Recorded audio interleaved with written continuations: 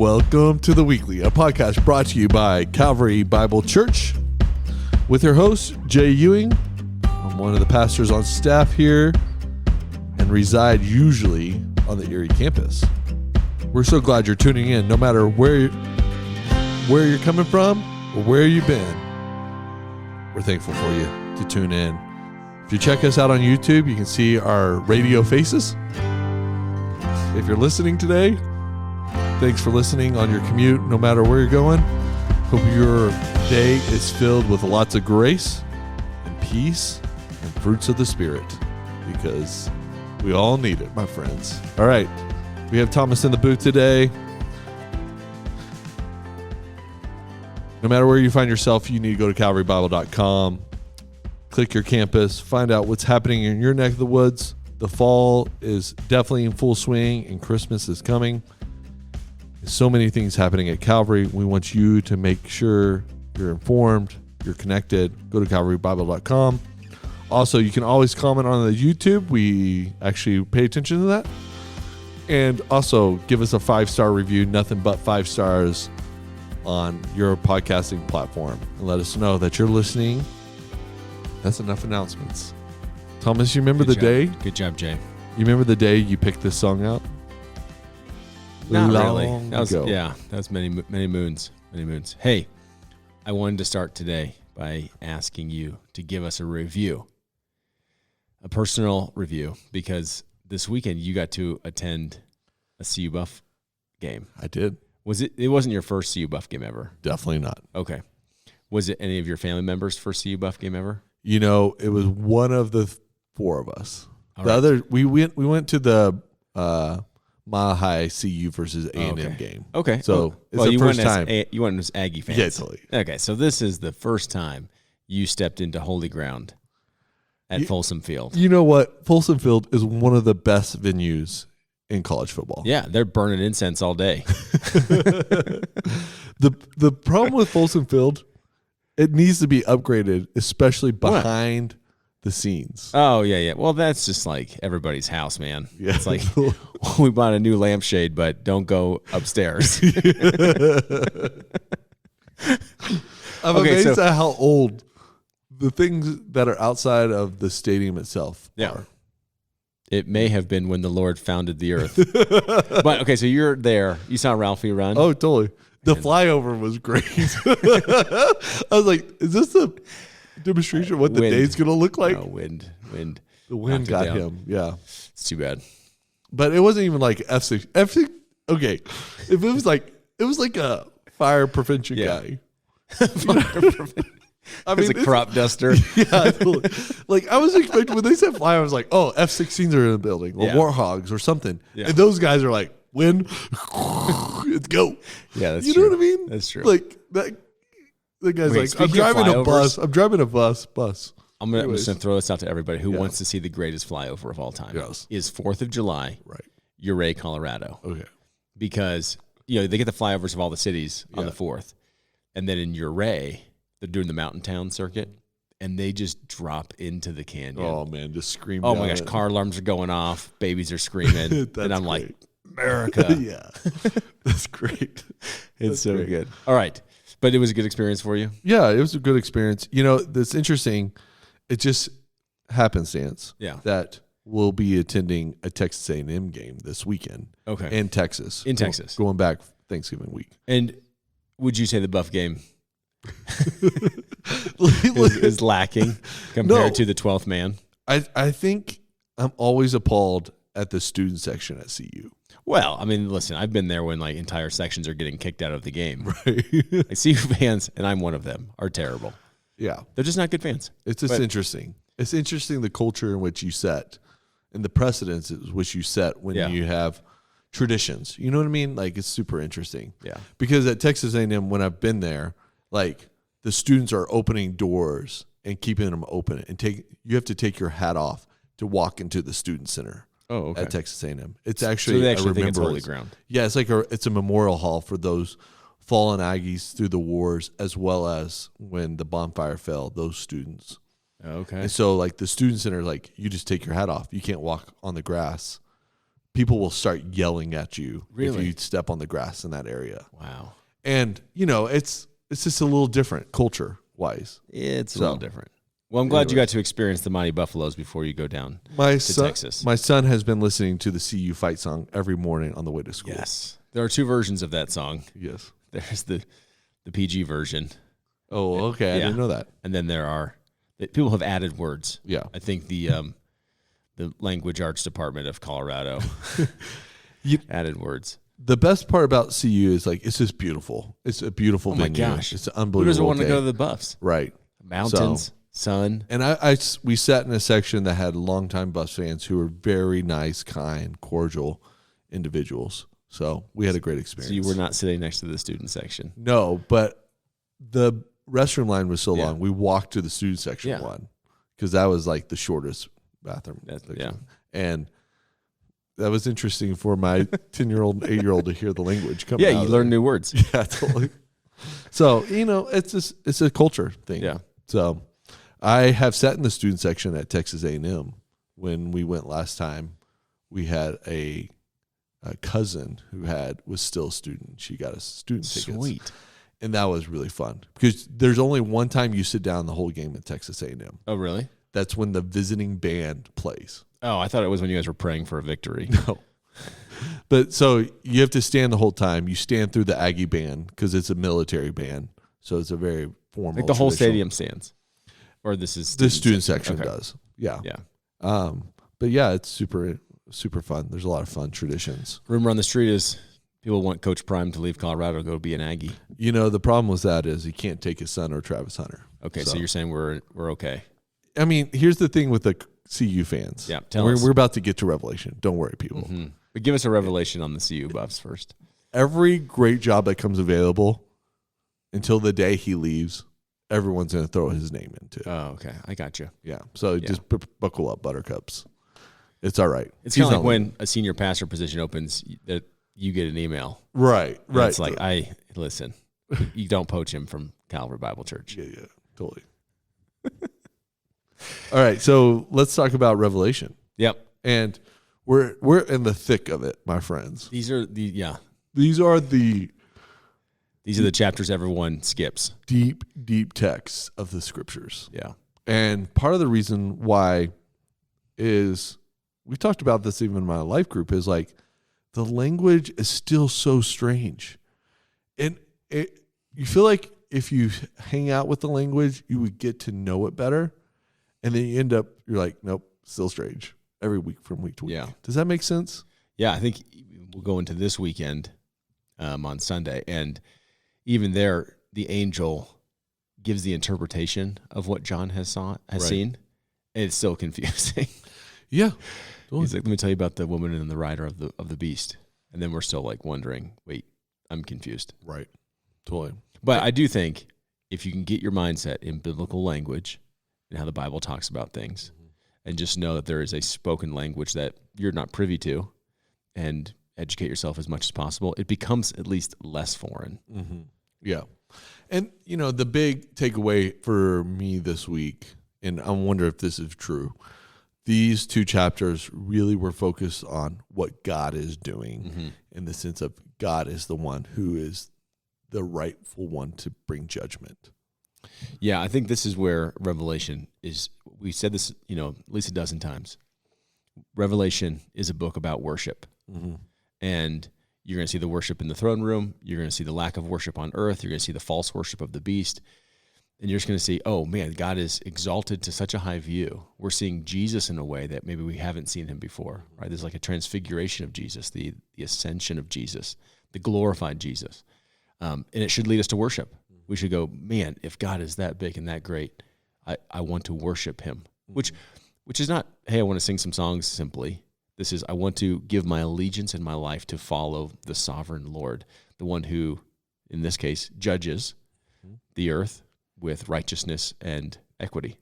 Yeah, but when he judges the earth, he is the only one who actually knows how to do it the proper way.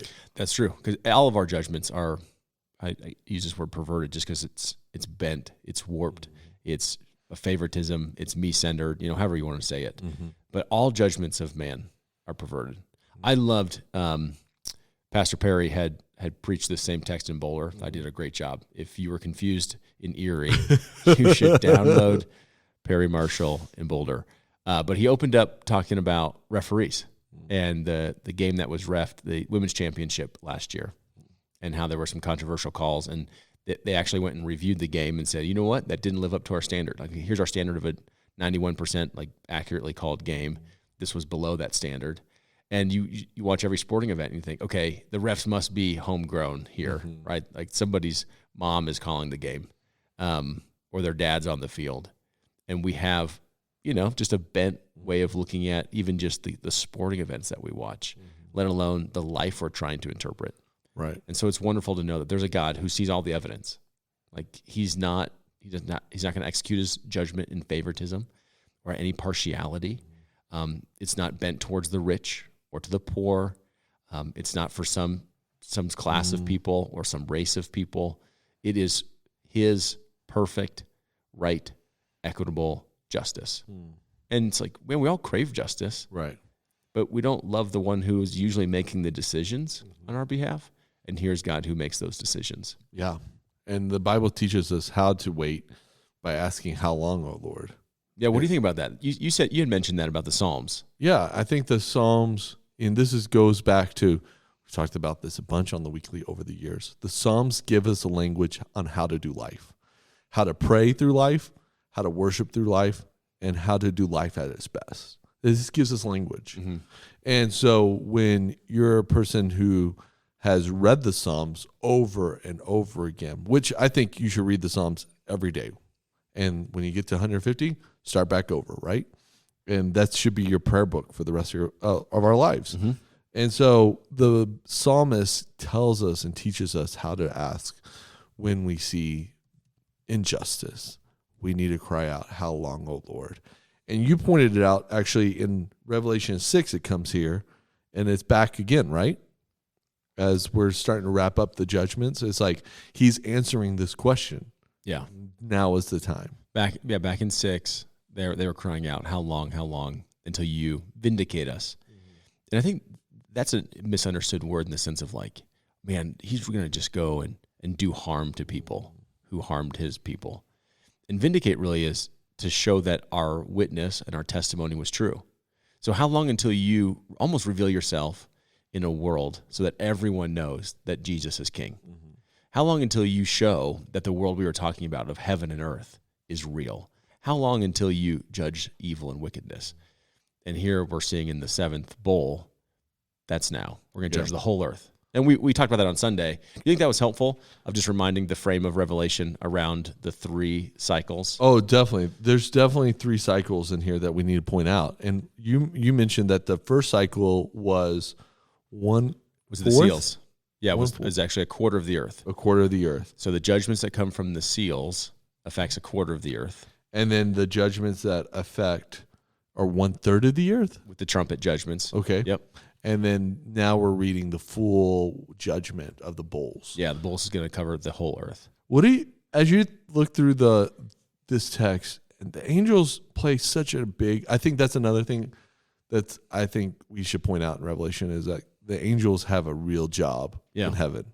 And we're watching their jobs here unfold. Yeah. And there's 7 different angels with 7 different bowls. As you study the text, what do you notice about angels that maybe has caught your attention or helped you reframe what you think about them? Well, I think, there's no lack of work of angels through the Old Testament, through the Gospels. You see them ministering to Jesus, right? They're carrying messages to Daniel. So angels are all over the place. One of the most important individuals in the birth narratives as we think about Christmas. Exactly. And so you see that they actually have a real job that's going to continue until the Lord brings completion to the earth. They're his messengers. They're the ones that carry out tasks. It's pretty wild to think about, actually. Yeah, it is really wild. Which, for some of us, like, oh, man, I was touched by an angel. And you're like, oh, tell me about that experience. And like, I was just warm and fuzzies. And I want to be like, I don't think you saw an angel, man. Yeah. Like when people see angels, they do one of 2 things. They want to die because they're terrified. Or 2, they want to worship it. You're right. And we see that in Revelation. They want to worship this angel. The angel says, no, don't worship me. Right. Worship Jesus. Worship God alone, period. which again, there's a fun apologetic of the deity of Jesus Christ, is Jesus does not tell people not to worship him. All angels do.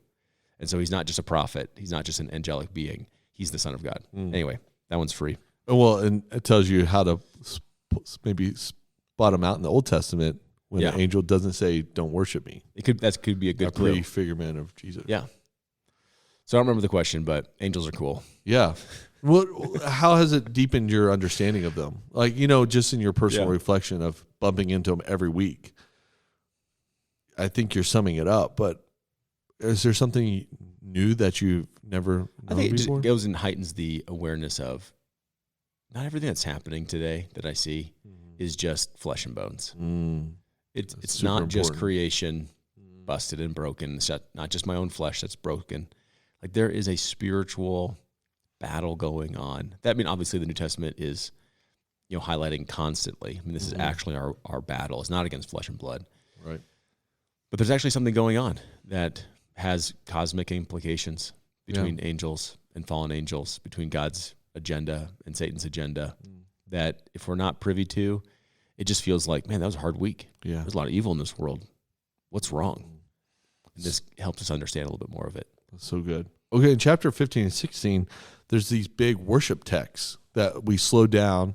And I love how the ESV, especially in the journals that we have, has highlighted them by editing, like by formatting them. Yep, they format them as in music text. Yeah. Yeah. So what did you notice about these texts? Are they Old Testament texts? Are they Psalms? Are they Mary's Magnificat? What's going on here with these texts? They're victory songs. So in the Old Testament, you had Moses. He sang a song. Deborah, Song of Deborah. She sang a song.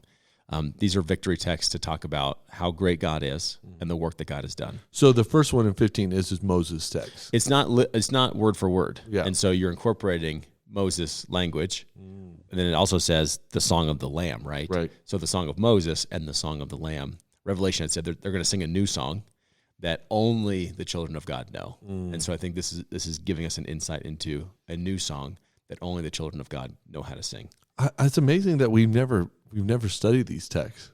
If this is our song, why wouldn't I know these? You know what I mean? I think in a sense, I'm not a great hymnologist. Yeah. That's even a proper term. Yeah. Hymnist. Hymnist. I don't know. Someone like Mark Wicks would know. If only he was here. Only the Canadian was in the room. But you go back and you think, how many great hymns that are actually influenced and written from Revelation? Right. Crown him with many crowns. I mean, we have rich verbiage from Revelation. So we might not even recognize that a lot of our music comes from Revelation. It makes sense because those are songs to drive us to worship. And it's a book of worship. It's a worship. Yeah. So what's interesting about the first song is that they sing it before the execution of the plagues and judgments. So Moses sang it after that. And it's like it's almost like the writer's making you aware that God's judgments and his rescue and the ultimate exodus is so sure that people are singing about his victory before it happens. That's wonderful. And so for the believer, it's like, let's sing the song. We know how the thing ends. Right. Which should just settle our soul. Right. There's so much anxiety in the world. These sorts of texts should settle us down and say, man, we know the God who's in charge. We know how he's acting. Let's take a deep breath. Though it looks like chaos out there, we know, man, God, you are so good. You have given us the victory. So it's really good, Thomas. So when we look at these bowls, these are like new plagues? Are these old plagues? What do you think? Well, I mean, you're reading them. Yeah, I think it's interesting that they sort of remind me of the Exodus plagues. And I was like, what's happening? Is it a retelling of Exodus? Is it a further telling? Is Exodus actually warning us of what God will do someday? Yeah. Like from bookend to bookend, we know that there's going to be judgments. And it's interesting that the correlation here for me is that there's some people, even in these 7 bowls, that don't repent. Right. And in Pharaoh's day, he doesn't repent. Yeah. And it's like, oh, that makes sense. And just a reminder that when God judges, people just get more mad at him. They actually don't submit to him. Yeah. which tells you the stubbornness of Pharaoh. We knew the Pharaoh's stubbornness. We read it in Exodus, but in Revelation, it's still happening. Yeah, I totally agree with you. I don't think they're plague for plague, a total recapitulation of what happened in Egypt, but they are the parallels. Mm-hmm. And so the writer, definitely wants you as a reader to link your mind to, I feel like I've heard this story before in a very specific geographical location in which now is being played out globally, which is God's judgment of evil in the world. And these are plagues. I think, you think of Egypt, when I think of the Exodus story, there's some fascinating stuff. One being each plague that God uses in Egypt directly was an assault against an Egyptian deity. Mm-hmm. Definitely. And so that's fascinating. He's showing you like, okay, you worship Ra. Okay, I'm gonna darken the sun. Mm-hmm. You worship, if I get these all right, I don't know if I would, ISIL, the god of the Nile, and so I'm gonna plague the Nile. Right? You think you're gonna worship the god of fertility? I'm going to destroy livestock, to show you that God is superior. Right, and a good. I mean, you can Google like the parallels between Egyptian gods, totally, and the plagues. I just butchered it, but yeah, and that they're mostly accurate. Yeah, when you Google that. And the last one culminating in, okay, you think Pharaoh's God. Mm-hmm. Okay, the last plague is death and it affects Pharaoh's house, and it takes his first. Just so, hey, pay attention. You're not God. Right. These aren't gods. I'm God. And so part of the plagues wasn't just simply judgment, but if you go back and read the Exodus story over and over and over again, God says, Moses, you will execute these plagues that Egypt will know that I am the Lord God. Mm-hmm. So it's informing them of like, who is this Lord? Because remember, Moses comes to Pharaoh in the very beginning. He says, let my people go. And Pharaoh says, I don't know your God. Mm-hmm. And it's almost like Moses saying, well, let me introduce you. Yeah. Like you have failed to know the creator of the universe. And now I will introduce you to the God of Israel, the true God. And so again, it's like the world says, I don't know God. And God says, okay, I will introduce myself to you. Yeah. And then in fourth bowl and fifth bowl, they said they do not repent of their deeds. They don't repent. So you broke them up into the first six, at least. I didn't, but some scholars have. Yeah. I did read a book. 1 through 4 are ecological. So they have to do with natural world stuff. Right? Yeah. Well, in the first, even in the seals and in the trumpets and in the bowls, the first 4 are kind of categorically together. Mm-hmm. And have a lot of environmental, ecological implications. And then the following 3 look like it's more of a direct assault against evil itself, the source of evil. And the adversaries. Yeah. So, and the beast comes up again. We talked about the beast last week. The beast is defeated with the bull. Yeah, his throne room is directly assaulted by the plagues, which is great. And so, I don't know, we talked about the wrath of God. Mm-hmm. And we just said, all of us have wrath. It can be bent. It can show favoritism, which means we're not the good judge. Mm-hmm. But God has wrath, which is the right and fitting response to evil. Mm-hmm. And so when God says, it is finished, like when he pours out these bowls, it says, this is the end of my wrath.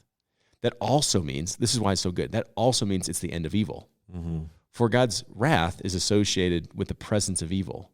So if he has poured out the fullness of his wrath and there's nothing left to be angry about, that also simultaneously means that's the end of wickedness, of evil, of sin, of perversions, of the things that harm our life. That's done.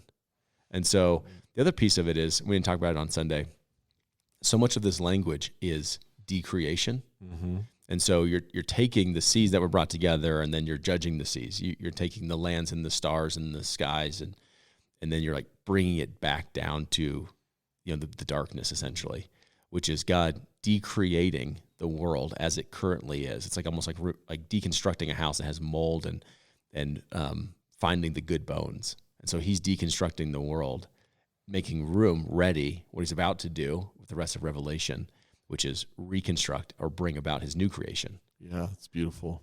It's cool to think about, okay, this is his work. This is how he answers, thy will be done on earth as it is in heaven. Mm-hmm. How does thy will that's being done in heaven become earth's reality? Wow. And it's fascinating for a believer to read it and participate in the joy of this and also the sadness and sorrow.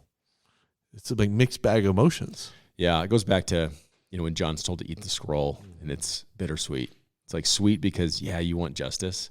And then it's bitter in the stomach. It's like, I can't stomach this. Yeah. This is really hard to watch. Right. But okay, let's talk about this crazy word, Armageddon. Yeah, what do you think about Armageddon? What comes to mind? Okay, what comes to mind when you hear the word Armageddon? Because I have music from the 90s on the movie Armageddon. I was going to say Bruce Willis. Close my eyes. That's the only thing I think of is Bruce Willis with, was it Ben Affleck? I don't remember. Like flying a spaceship with a nuclear bomb. I love that. I just remember the soundtrack to that movie. I don't even remember the movie. The soundtrack was epic. Who sings that song? Aerosmith. That's Aerosmith. Oh, my goodness. Yeah, Aerosmith. Yeah. Sorry, I only know the Gettys. Ray Boltz. Yeah, that's all comes to my mind. It's like end of the world. Like even in the media, this is an Armageddon moment. It's Armageddon. People in we use it all the time. CNN, Fox, totally. MSNBC, New York Times. Gaza, Hamas was Armageddon. Yeah. So Armageddon essentially like has a cultural flavor for us today too. Oh, totally. We sort of know what it is. End of the world. End of the world. Yeah. Like not into the world. Lots of bombs going off into the world. You know what I mean? Like, it's like that. Do aliens come at Armageddon? I don't remember. I don't know. I just remember Aerosmith, okay? I just remember Aerosmith. I don't remember if there were aliens or not. But you talk about there's actually the Valley of Megiddo. Yeah, Megiddo. And that was super interesting. Well, I guess my biblical Hebrew is very limited. Yeah, but I totally get it. Armageddon is just har, meaning mount or mountain, Megiddo. So mountain of Megiddo. Mm-hmm. And the peculiar thing, as people look at that, is there's a famous place of Megiddo, north of Israel, I believe, up by Galilee. If that's correct. If it's not correct, somebody can write in the show notes. Yeah. But famous battles happened there. Okay, it's like what famous battles? We got to go to the kings. Okay. So... I was just in it. I was just in 2 Kings. Okay. So some of those battles are going to be in there. Really? So famous battles in which Israel kind of marks out in their mind, like we would Gettysburg, Pearl Harbor, D-Day. Yeah. And so the question that people are asking is, okay, when you actually go to Megiddo, it's flat. I mean, there's no mountain there. And if all the armies of the world are supposed to gather here, there's not enough room for them. And perhaps this is talking about more of a global sense in which the armies are coming against the people of God. And this is just to recount kind of like Gettysburg. This will be the turning point of the war, or D-Day. This is going to be really the end of the war, the climactic battle to end the conflict. So that's basically what we're talking about on Sunday. That's amazing. Jezreel Valley. Jezreel Valley, is that it? Okay. It's in the Jezreel Valley, which is super interesting, is that like when you read this text once again, you know that it's grounded in something that is familiar. Yeah, I think one of the things we even try to do with the graphics of the book of Revelation is in the graphics of Revelation, maybe people know this, maybe they don't, that's actually a picture of Patmos, which is where John was when he sees these visions and writes these accounts. And just, I think a lot of people think of Revelation as otherworldly. Mm-hmm. And I think that's where a lot of the stumbling block comes from, when they have to realize Revelation is very earthy. Mm. And so even in their terminology of battles, it's rooted in historical, geographical areas. Right. Even like Jerusalem, Israel, it's in geographical areas, meaning it's earthy. And like what God's going to do is make all things new. It has earthy implications. Wow. And then the plagues, right? They're environmental. They're ecological. They're God's way of saying, hey, pay attention. Yeah. Okay. You're not God. You're not in charge of pestilence. Like I do think about, people ask about like COVID-19 or whatever, and I think, man, it's just like end time stuff.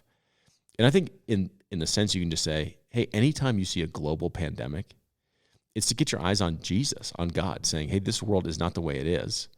And to be reminded that we need God's intervention. Whereas most of our leaders during even like COVID-19 were like, we will crush this. Right. We will be victorious. Right. We will overcome this. We'll use technology. We'll use medicine. You stay home. We'll get you safe. Yeah. And it's like, I think that's the arrogance of like Nebuchadnezzar that God's directly going against, which is, you need God. Yeah. And this is another reminder that you need the Lord. Okay, I have a really, really hard question. Yeah. And we have these 3 judgments. Okay. The quarter, the 1/3, the full. Are these happening now, or will these happen? Yeah. I'll give you 3 ideas of interpretation. Okay. And there are more than this. So one would say, absolutely. So this is a characterization of the times of Jesus. These are the last days from his ascension to his second coming. And so this is the character of the world that you live in. This is its nature, which I think is true, right? Wars, rumors of wars, pestilence, disease, earthquakes, famines. That has described the world that we live in. So in one sense, it would be unusual if those were the descriptions of our world. And then we would say, I've never heard of an earthquake. Do you know what an earthquake is? No. Must be something at the end of the age. So that would be unusual if none of these events were happening and we were saying, hey, it's just descriptions of our world.